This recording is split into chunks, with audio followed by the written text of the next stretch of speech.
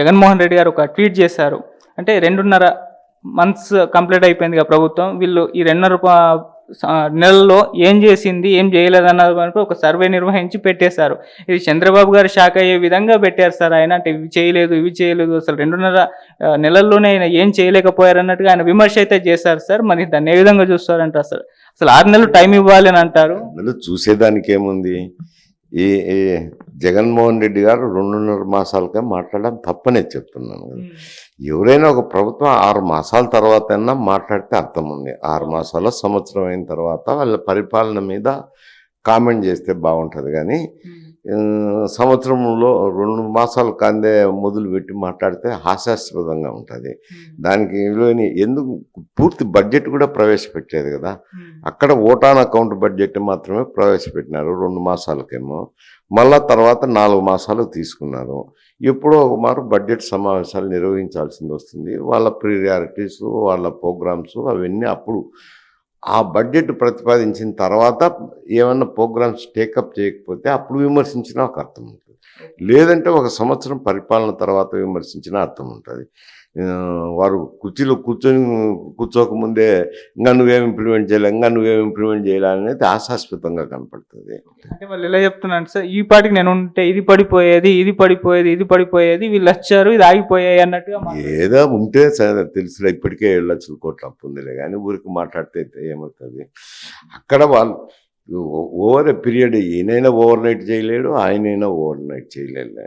ఎందుకంటే రెవెన్యూ ఏమొస్తుందో చూసుకోవాలా, రెవెన్యూ అంచనాలు చూసుకొని ప్రోగ్రామ్స్ టేకప్ చేయాలా, దాంట్లో డబ్బు పెట్టో కేటాయించాలా. ముఖ్యమంత్రిగా ఉన్నాడు, ఇవన్నీ అంటే బహుశా తెలిసి ఉండకపోవచ్చు అని అనుకుంటారు ఎవరైనా. కానీ ఒక ముఖ్యమంత్రిగా పనిచేసి ఆయన కన్సర్న్లో ఉన్నప్పుడు ఆ ప్రోగ్రామ్స్ ఎట్లొస్తాయి, రెవెన్యూ ఎట్లొస్తుంది, ఇవన్నీ దీనికి మనీ అడ్జస్ట్ చేయమంటే ఎట్ చేస్తారనేది తెలిసిన వాళ్ళు ఏ వ్యక్తులు మాట్లాడరు.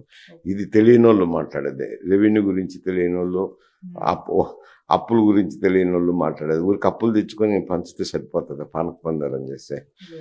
అన్నీ అడ్జస్ట్ చేసుకోవాలా, డెవలప్మెంట్ చూడాలా, సంక్షేమ కార్యక్రమాలు చూడాలా, అన్ని కార్యక్రమాలు చూడాల్సిందే ఎవరైనా.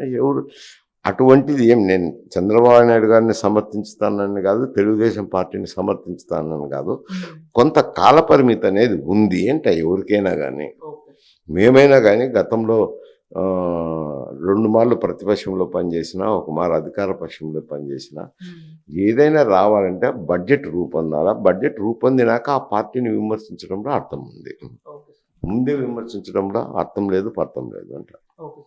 Thank you so much sir. సరే, ఇటు రేవంత్ రెడ్డి గారు మన అమర్ రాజా కంపెనీ ఏదైతే ఉందో దాని గల్లా జయదేవ్ గారిది వేరే రాష్ట్రానికి తరలించబోతున్నారని వార్తలు అయితే వినిపిస్తున్నాయి. అంటే ప్రభుత్వం వాళ్ళ యొక్క ఏవైతే కండిషన్స్ ఉన్నాయో అవి నెరవేర్చలేదు, అందుకే ఇది తరలిస్తున్నాం అన్నట్టుగా గల్లా జయదేవ్ గారు మొన్న మాట్లాడారు. మరి తరలిస్తారా, లేకుంటే ప్రభుత్వం రేవంత్ రెడ్డి గారు దిగివచ్చి వీళ్ళ ప్రాబ్లమ్స్ ఏమన్నా ఉంటే సాల్వ్ చేస్తారా, ఏం జరగచ్చు అంటారు?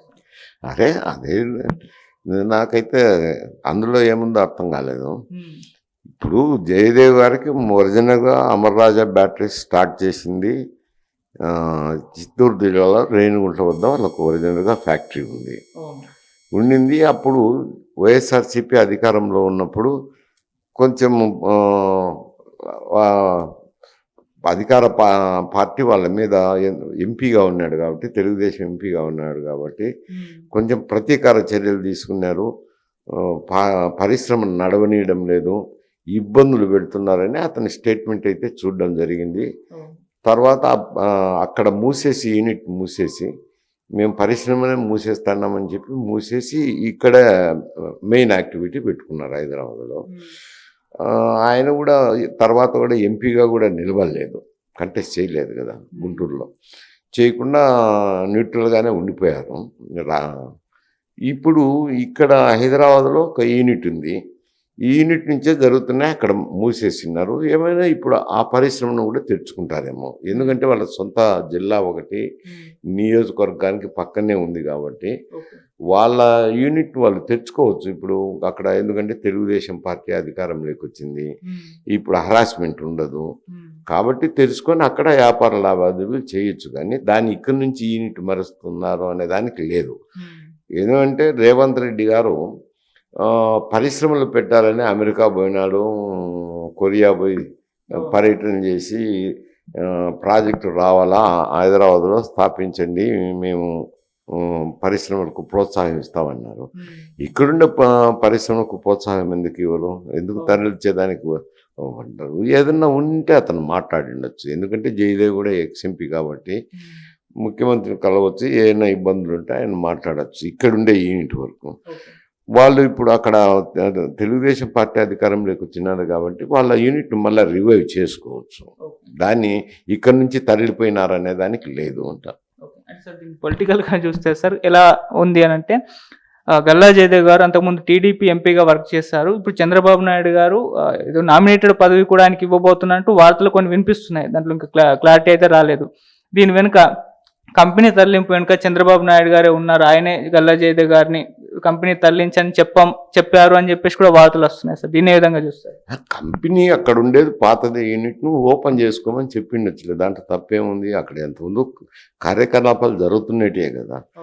కాకపోతే ప్రభుత్వం వైఎస్ఆర్సీపీ వచ్చినాక వారి చర్యల వల్ల మనస్తాపం చెంది ఆ యూనిట్ మూసేసి ఇక్కడే కార్యకలాపాలు పెంచుకున్నారు. ఇప్పుడు అక్కడ కూడా స్టార్ట్ చేయొచ్చు.